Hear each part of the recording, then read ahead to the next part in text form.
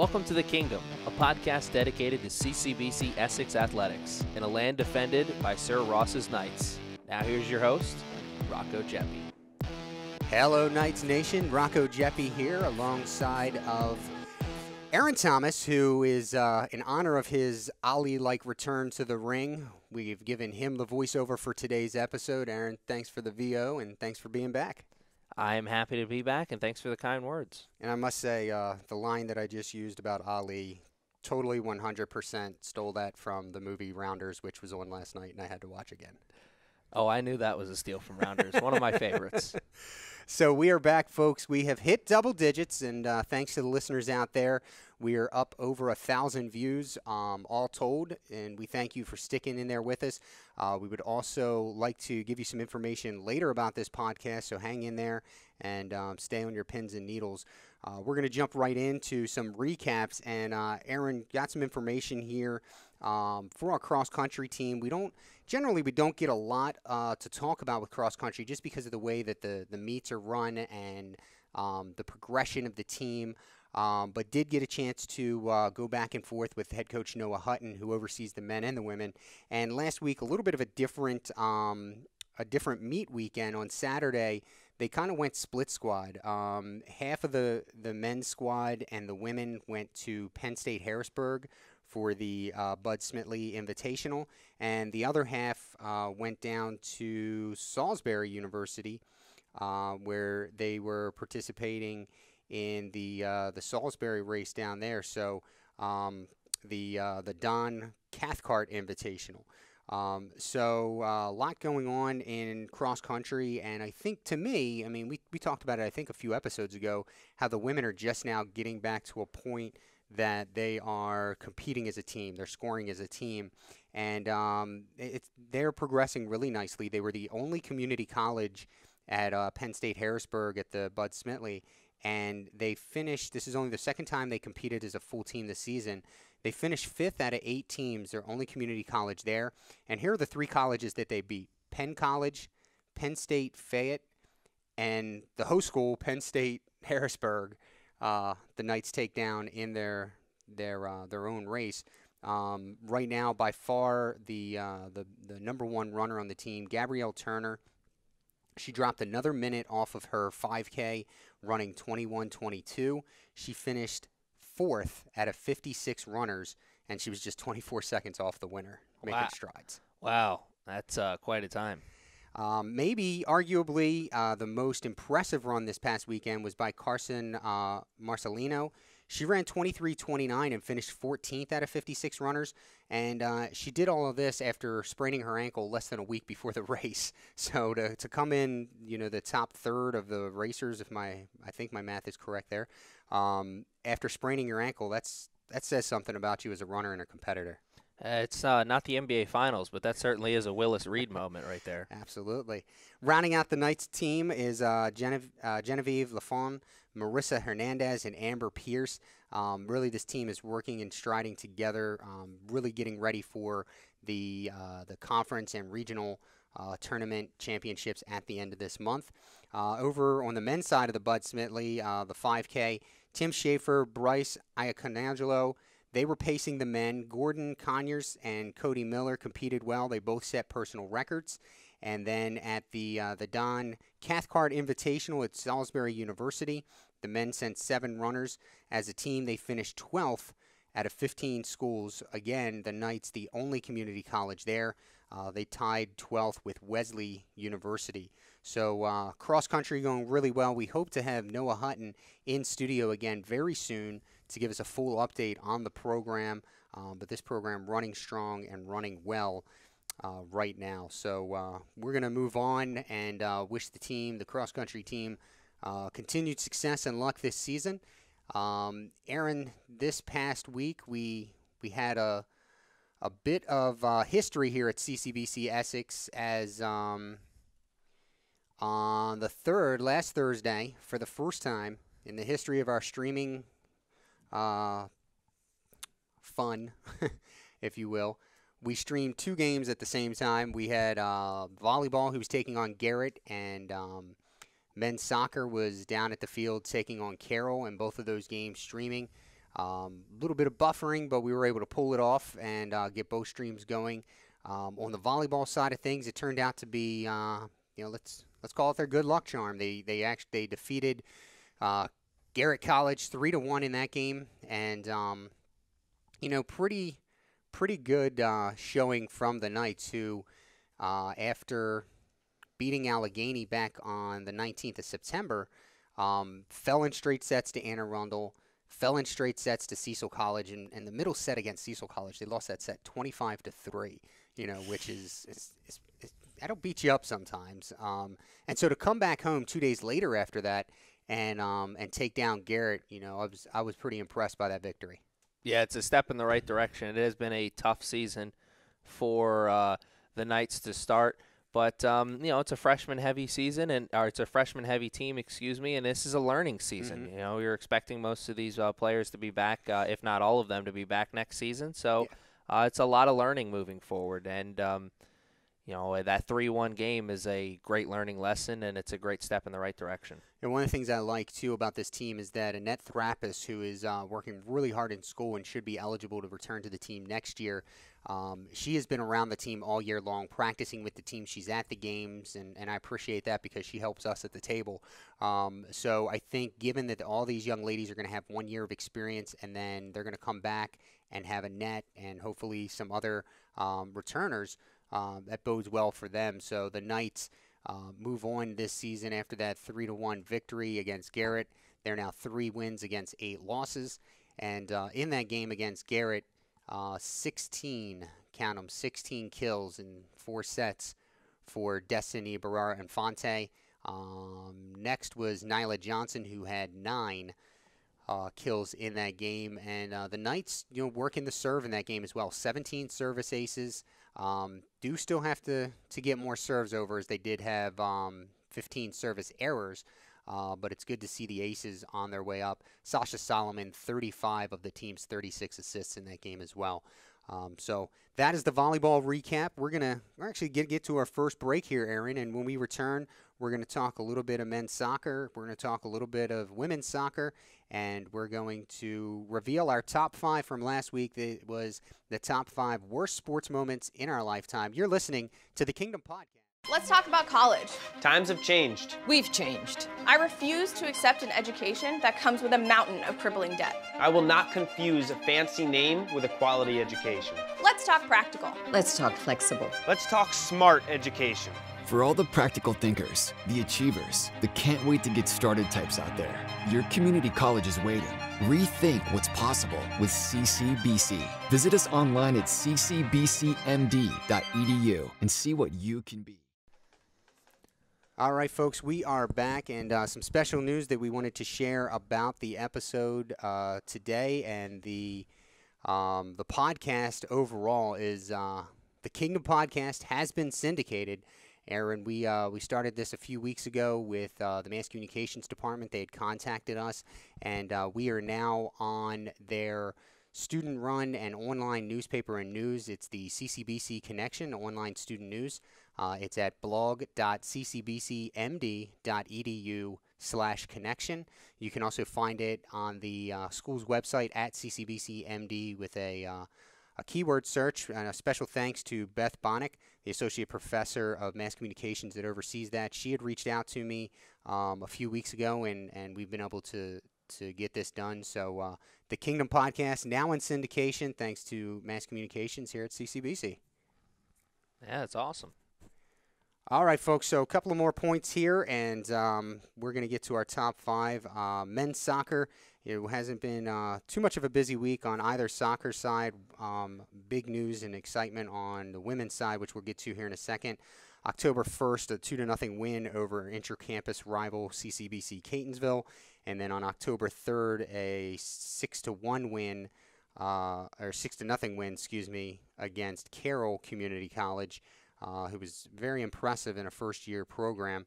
The Knights are receiving votes in the rankings. They've gotten into the top 20 at number 19 this year, and have since been receiving rankings. So the Knights men's soccer team continuing to handle their business. They are, have some games coming up, the biggest of which I think, in my opinion, a week from today against Frederick Community College, which will more than likely set up the seeding for the regional tournament.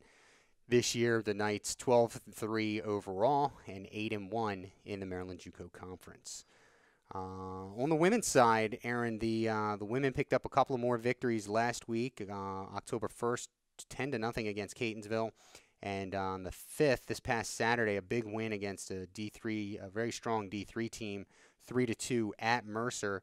Last week, the Knights found out they were ranked for the first time in school history since 1989.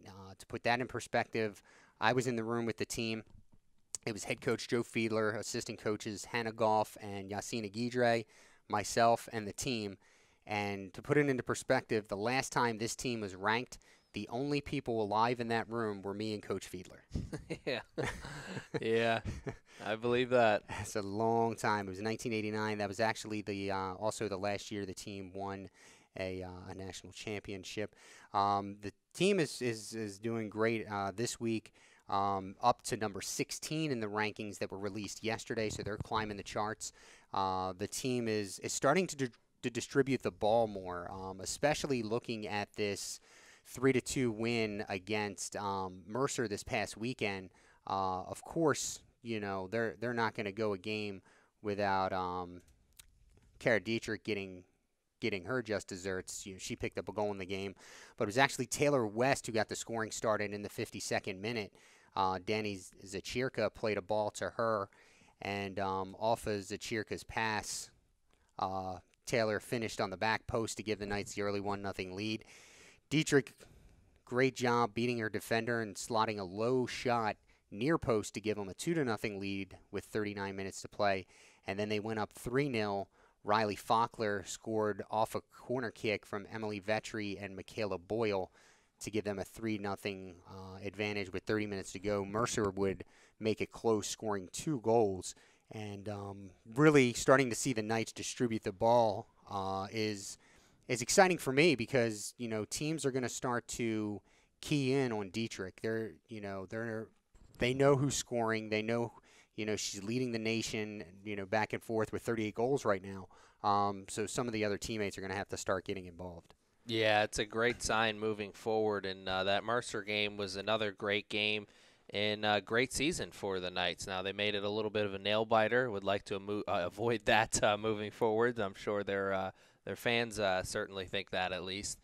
But, man, I remember when we were sitting here doing the season preview podcast, we were talking about, you know, this being the second year for Coach Fiedler as the head coach of the women's team. We were talking about we just wanted to see them make progress coming off of last season. And they've made progress, and they've made a lot more progress than we thought they were going to make, like you said, in the rankings for the first time since '89. It's really an amazing season. And this team's really taken after their head coach. Yeah, 14-1 overall. They've won 14 straight during that time. They're 6-0 in the conference. My beard is getting fuller and fuller by the day, as I've stated before. It's been about 8 games ago now. I made a promise to them not to trim my beard until they lost again. At this point, I'm actually starting to look for seasonal jobs as Santa Claus because this thing could get so thick. I hope the home life, that doesn't affect the home life. No, you know what? It's perfectly fine because my wife loves beards. She actually bought me a shirt that's got a guy on it that coincidentally I almost look like now, that says a man without a beard is like a lion without a mane. So she's perfectly fine with it. Next game for the Knights is coming at home this Thursday against Union County. It's going to be another tough game for the Knights women's soccer team. And then, of course, on the 15th, they'll play Frederick here at home. For the men, their next game, they are on the road today at Chesapeake. We're going to step aside here, Aaron, for a quick break. And when we return, we're going to have our top 5 worst sports moments in our lifetime. You're listening to the Kingdom Podcast. Let's talk about college. Times have changed, and I refuse to accept an education that comes with a mountain of crippling debt. Because paying off student loans for the next 30 years is not in my financial plans. For all the practical thinkers, the achievers, the can't wait to get started types out there, your community college is waiting. Rethink what's possible with CCBC. Visit us online at ccbcmd.edu and see what you can be. All right, folks, we are back, and our top 5 worst sports moments in our lifetime. I will just give my honorable mentions here really quick. This will surprise some of my Ravens friends, but Billy Cundiff's missed field goal in the playoffs is actually on my honorable mention. It didn't strike my top 5. And then the steroid era of baseball, and Mike Tyson biting the ear off of Evander Holyfield were all on my honorable mention. So I'm gonna hit. I'm gonna change it up a little bit here. Actually, I'm gonna hit my top 5. I'm gonna go 5-1, and then we'll turn it over to Aaron, and you'll go 5-1. Okay, Try it a little bit differently here. So my number 5 is actually a tie. I have the 2001 Dale Earnhardt crash, which many of you out there that are aware of racing is the race where he went headfirst into a wall, snapped his neck and pretty much killed him instantaneously. It brought about a lot of changes in NASCAR, and of course, Dale Earnhardt was the face of NASCAR for so long. He had worked so hard with the Rainbow Warrior, Jeff Gordon, excuse me, to kind of create this good guy, bad guy image that they were able to feed off of for so many years on the track. They were battled foes, but off the track they were just so smart businessmen, and that was just a really bad moment in sports for me. Tied at number 5, and I don't mean tied in the way that it affected its sport or anything like that. This is tied at number 5 because I couldn't pick one of these. Pete Rose banned for life from baseball in 1989, was banned by then Commissioner Bart Giamatti. Many believe that they had an agreement in place that a few years later he would be reinstated so that he could be elected into the Hall of Fame as a player. Unfortunately, Giamatti passed away shortly after this suspension, and an embarrassment for baseball as the leading hitter of all time, 4,256 hits, is currently still not in the Hall of Fame for baseball. My number 4 is arguably an equally or more embarrassing moment for baseball to me, and that was the baseball player strike of 1994. It was the first time that there would be no World Series for baseball not due to wartime. The strike went on over 700 days, August 12, 94 through April the 2nd. And some of the things that were impacted, and this is by no means the entire list, but the Montreal Expos were in first place by 6 games. And, many believe that the strike turned off so many Montreal fans that baseball couldn't survive in Montreal when it returned. And that's ultimately what led to the Expos leaving and going to D.C. So that's one of the things. Tony Gwynn was on pace to bat 400 that year. He would have been the first AL player to hit 400 or better since 1941, which was Ted Williams, and that record still stands. Nobody has done it in the AL since 1941 when Ted Williams did it. Again, a huge black eye for baseball, and as an Oriole fan, of course, this allowed Lou Gehrig's streak to continue on until September of 1995. I think Cal would have broke this toward the end of the 94 season, beginning of the 95 season. Instead, we had to wait until September of 95. Number 3 for me, this is kind of a two-parter, but number 3 was no football in Baltimore from 1984 to 95. I wasn't old enough to remember the Colts leaving in the middle of the night. I was 4 years old. What I do remember is that we missed out on expansion in 1993 when teams were awarded to the Jacksonville Jaguars and Carolina Panthers. A huge push in Baltimore to get a team at that time. The Baltimore Bombers, I think, was the name of the team. Mayor Schmoke and Governor Schaefer were just pushing really big. I remember watching on my 12-inch black and white TV when they made this announcement, and how crushed I was as a 13-year-old kid. To hear that news. That's my number 3 moment. A lot of these for me are personal moments, so you can have your own moments overall. Number 2 for me is the 1988 Orioles starting the season 0-22, and right there with them, the 2018 Orioles, who would actually end up setting an even worse overall record. The good news for the 88 team was that it made the 1989 season so much more special. A why not year for the Orioles. Why not us? That's exactly right. Going from worst to first, and it was really a cool time. It cost longtime Oriole Cal Ripken Sr. his job. I remember hearing a quote from Frank Robinson when he came in and the streak, and he lost 12 more games, and he said, well, I guess it wasn't Cal's fault, that this was happening. But I do want to give a plug here, and this is an unofficial plug, but you want to read more about this one. Ron Snyder, a good friend of mine, a former editor of mine, he just released a book last year called A Season to Forget, the story of the 1988 Baltimore Orioles. Ironically, he released it in the year that the Orioles would end up having an even worse record than that 88 team. And the 2018 team was just riddled with players, so you kind of came to the realization of how bad the development system in the Orioles organization was, especially for pitchers. So check out that book for more information. It's a really good read. I've read it. Kudos to Ron for that book. And finally, for me, the number one worst sports moment in my lifetime, 14 years of Orioles losing. I've been a fan since birth. My dad tells me the story that he learned it was time to get me off of the bottle when we were coming home from Memorial Stadium, and he heard a noise and looked back in the rearview mirror, and I threw my bottle out the window on 33rd Street coming home from an Oriole game because I guess I was done with the bottle at 2 years old. And, a lot of memories there. Forget not having a World Series, but because I get it. I get the Cubs and Red Sox and what they went through for 80-plus and 100-plus years. But to not have a winning team for my entire coming of age time and, when you're really into baseball, that was really kind of painful. Made the 2012 year when they went to the playoffs really special for me, though. I got to attend that with my dad and sit through a 90-minute rain delay until the game started. But 14 years of losing is not something anybody wants to go to. So just to recap, my top five. Number 5, Dale Earnhardt crash, which ultimately killed him in 2001. Pete Rose banned for life. Number 4, the baseball player strike in 1994. Number 3, no Baltimore football and missing expansion.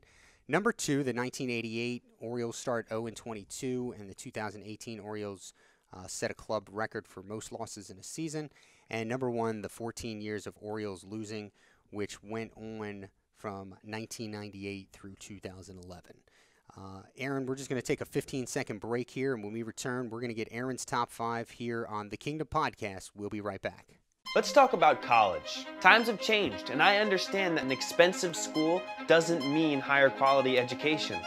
Sorry, Pops. Rethink what's possible with CCBC. Visit us online and see what you can be. All right, we are back, and Aaron, let's get your top 5, sir. Okay, I'm going to go through my honorable mention first very quickly. No stops. Colts and Patriots AFC title game 2009. Celtics and Heat Eastern Conference Finals. Bruins and Blackhawks in the Stanley Cup Finals. Bruins and the Blues in the Stanley Cup Finals. Another couple more. The Aaron Hernandez situation. I was a big fan of his. I actually still have his jersey. The Malice at the Palace, that really kind of changed basketball for me as a kid. I remember my dad had tickets to a Wizards game the following week, and he ended up selling them because he didn't feel comfortable taking me to the game after that. And then finally, my last honorable mention is the Steve McNair situation and how his life ended. If you're interested in that story, there's a great podcast on it. I was a huge Steve McNair fan. Aaron McNair was my guy. And now on to the top 5. Interesting, this kind of ties into one of the things that you said, the 2018 Orioles. This is, for me, the moment that kind of led to that 2018 Orioles moment, and that was Edwin Encarnacion's walk-off home run against the Orioles in the wild card game. Yeah. That was it didn't seem as much of a moment then. You kind of just seemed like a loss, but now with context, that really was the beginning of the end for that run with the Orioles there. Number 4 for me is week 1 against the Chiefs when Tom Brady blew out his knee. That was following the 18-1 season. That was really a crazy game. I don't think I'll ever forget that. I was kind of knew that football was over at that year then and there. And it was an odd year because it was the year they won 11 games and missed the playoffs. Yep, they went 11-5 with Matt Castle, but Brett Favre threw an interception on Week 17, and the Dolphins beat the Jets and ended up making the playoffs instead of the Pats. Number 3 for me, Celtics losing to the Lakers in Game 7. I'm a big believer that terrible sports moments turn into great memories. This one has not followed that at all. That was a game the Celtics definitely should have won. I remember Kobe Bryant did not play well at all in that Game 7, and the Celtics had lots of chances to win that game. Number 2 and number 1, a little bit more serious. Number 2 is definitely a black mark in the history of sports, and that is the Penn State scandal. Oh, yes. I'm not a Penn State fan, but I remember where I was when that story broke, and then everything that happened afterwards. The riot. It was a riot, however you want to say it. The students rioted after Paterno got fired, and that was just such a crazy thing. If you're interested in that, watch the Joe Paterno movie that HBO did with Al Pacino and Barry Levinson. It's a tremendous film. And number 1, this one's really personal for me. Stuart Scott. When Stuart Scott died, that was a huge moment for me. I don't think I'd be right here doing what I'm doing now if it wasn't for Stuart Scott. He was my absolute hero as a kid. I watched SportsCenter every day for one reason only, him and Scott Van Pelt. And when he died, I cried. I was sitting at the radio station, and I'll never forget that. Yeah, that was back when you could get up in the morning before school or before, I guess when you were getting up for school, I was getting up for work, and actually watch SportsCenter. Yep. Now it's, Wake Up or whatever ridiculous shows are. Like, I remember the days of you got up, you turned on SportsCenter, and you watched highlights from the games the night before, and it just doesn't seem to go that way anymore. But that's a good top 5, and folks, we appreciate you tuning in to listen to our top 5 and to our fall updates today. We are actually going to regroup. We've been meeting about our top 5s, and ultimately the goal of this podcast is to get our fans engaged, get our fans involved. And so we're trying to figure out how we can make this top 5 better and more engaging for you, the listener, and the fans of Night Nation. So we're going to take a week off from our top 5s. We're going to check back with you next week with some new and improved ideas and interactions with you. And we hope you get to interact with us and let us know what you're thinking and what you're feeling. Remember, you can always keep tabs on us. The Twitter and the Instagram sites for athletics is the same. It's at CCBC Essex Sports. For men's soccer, they're on Twitter at CCBC Essex Soccer. For the women's team, it's at Knights_W Soccer. For cross country, it's at CCBC Essex_XC. And for volleyball, it's at CCBC Essex VBall. Next week, we are hoping to bring to you a sit-down interview with our new women's basketball coach, head coach Mike Sini, as that season is fastly approaching. And the Jamboree will be here at CCBC Essex before you know it, October 27th.